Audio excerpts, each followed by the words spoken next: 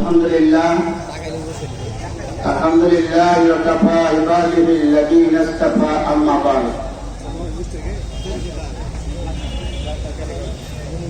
আজকে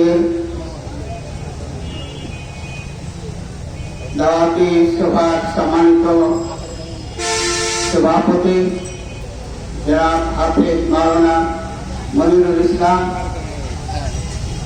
মঞ্চে উপবিষ্ট আছেন আমাদের চাঁপাইনবাবগঞ্জ জেলার সম্মানিত নায়েবে আমির জনাব অধ্যাপক লতিফুর রহমান, শিবগঞ্জ উপজেলার সম্মানিত সেক্রেটারি জনাব অধ্যাপক আব্দুল মান্নান ও স্থানীয় নেতৃবৃন্দ, আসসালামু আলাইকুম ওয়া রাহমাতুল্লাহি ওয়া বারাকাতুহু।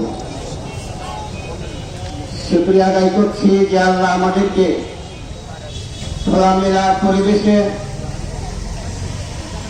বাক স্বাধীনতা মাধ্যম দিয়ে কিছু কথা বলার আল্লাহ সুযোগ করে দিয়েছেন।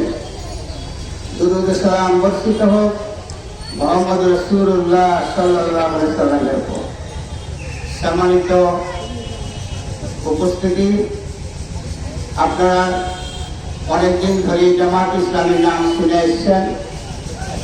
এই দেশে জামাত ইসলামী আল্লাহর দ্বীন কায়েম করার জন্য কাজ করে যাচ্ছে। আল্লাহর আইন সরকারের শাসন প্রতিষ্ঠা করার জন্য জামাত ইসলামী চেষ্টা করছে। এটা জামাত ইসলামীর নিজস্ব কোনো আবেগ নয়, এটা আল্লাহ রাব্বুল আলামিনের কথা এবং কোরআনুল কারীমের কথা।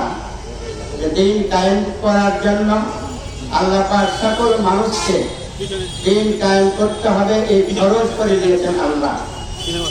যত নবী দুনিয়ায় এসেছে সকল নবী দিন কায়েমের জন্য এসেছেন। তাদের এক নম্বর কাজ ছিল আল্লাহর দিনকে আল্লাহর জমিনে প্রতিষ্ঠা করা। লিযুযহিরাহু আলাদ দীনি কুল্লিহি, সকল মতাদর্শের উপরে ইসলামী মতাদর্শকে বিজয় করাই ছিল নবীদের কাজ।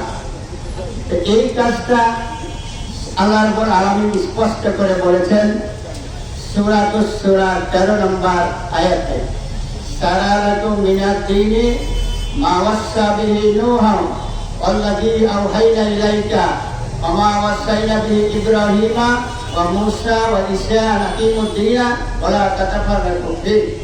আল্লাহ স্পষ্ট করেছেন আমি নির্দিষ্ট করে দিয়েছি দিনের বিধানগুলোকে। এরপর আমি নূহ আলাইহিস সালামকে নির্দেশ দিয়েছিলাম তুমি দিন কায়েম করো। দিন কায়েম করার জন্য তোমাদের সৃষ্টি করা হয়েছে, দুনিয়ায় পাঠানো হয়েছে।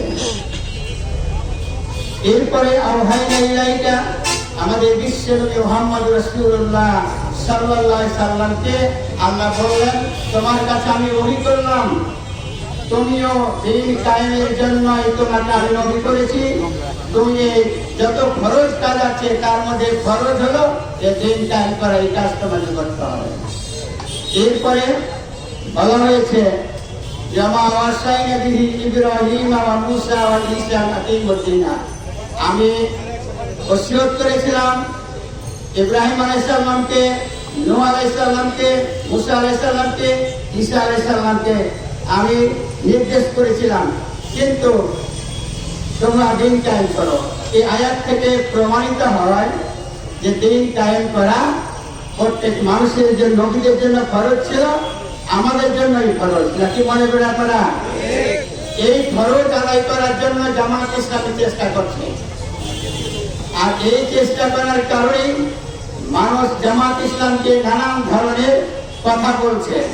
আর এরপরও দিন কায়েম যদি হয়ে যায়, আল্লাহর আইন তৈরি হয়ে যায়, তাহলে দুনিয়ায় শান্তি এবং আখিরাতের মুক্তি পাওয়ার সম্ভাবনা রয়েছে।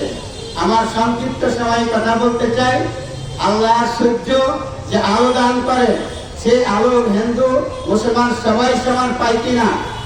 সবাই আমরা সমান পাই। আল্লাহ দিন কায়েম করলে হিন্দু মুসলমান খ্রিস্টান সকল মানুষেরাই সুযোগ সুবিধা লাভ করবে এবং শান্তিতে বসবাস করবার সুযোগ পাবে। আসুন দলমত নির্বিশেষে জাতি ধর্ম নির্বিশেষে সবাই জামাত ইসলামের সাথে একাত্মতা ঘোষণা করে মিলেমিশে আমরা দিন কায়েমের কাজকে আরো ত্বরান্বিত করি।